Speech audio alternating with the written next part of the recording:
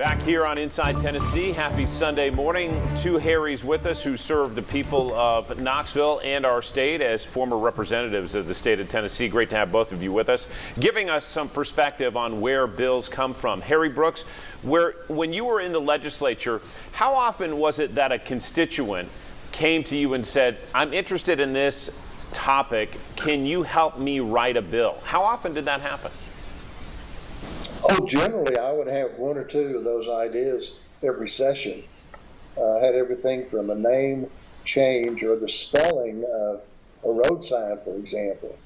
There were some issues that people brought up regularly. How about you, Harry Tindell? Yeah, there are things that come up. I wasn't the type of person that, looked for things like that, but sometimes it was a good idea.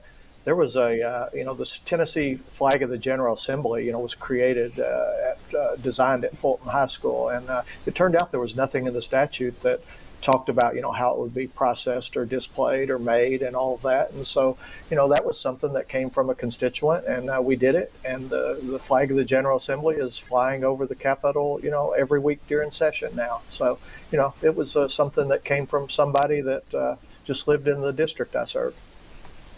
Wow. Susan? Yeah. Gentlemen, let's talk a little bit about lobbyists.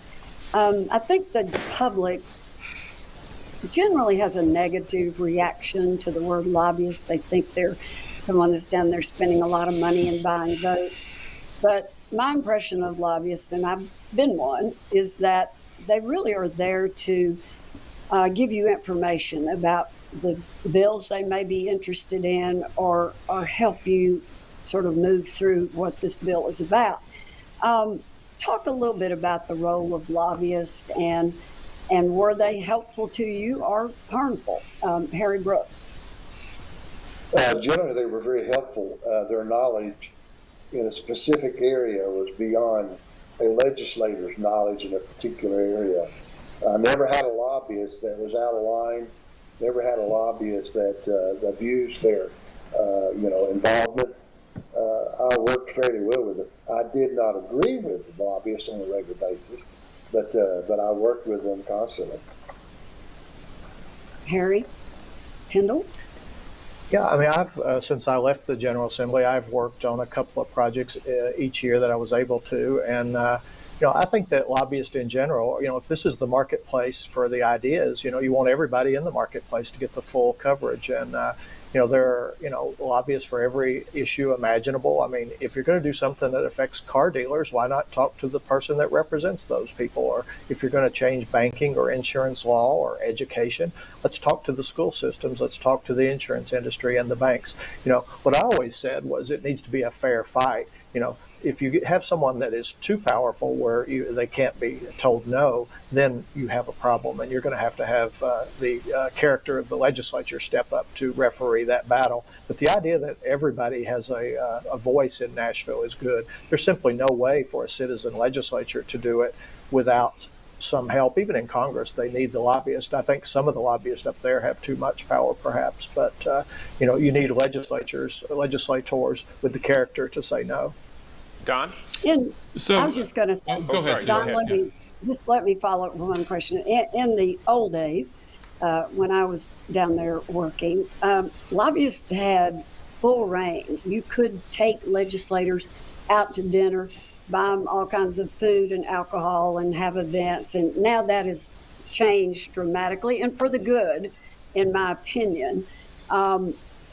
What did you all think about that when that changed? Was that a good thing as far as your ability to get information from lobbyists? Now you have to get it in your office instead of at a fine restaurant downtown. Talk about the difference in that. Harry, I guess you were there. Harry Brooks, you were there to see both sides of that. I thought it was a good thing. Secondly, it improved the perception of the relationship between lobbyists and legislators. I thought it was fine. In fact, it actually, in my mind, worked better. Harry Tindell? What's interesting to me is, of course, when 6 people went to dinner, 5 of them were your colleagues, other House or Senate members, and the Knox County delegation, which has worked famously well together over the decades.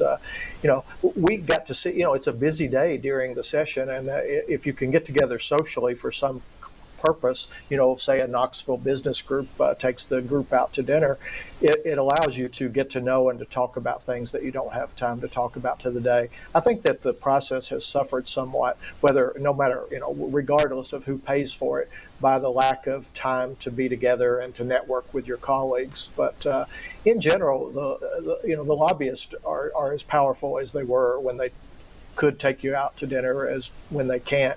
They figure out how to do what they need to do one way or the other. But if you're a lobbyist representing an important industry or an important group of citizens in the state, your clout comes from that industry or those people, not necessarily from a dinner at a restaurant in Nashville. Former State Representative Harry Tindell and former State Representative Harry Brooks, we are appreciative of your time today and the perspective you've given us. We hope to stay in touch. And again, thank you for the service to our community and our state. Thank you. Thank you. We're back with our talk around right after this.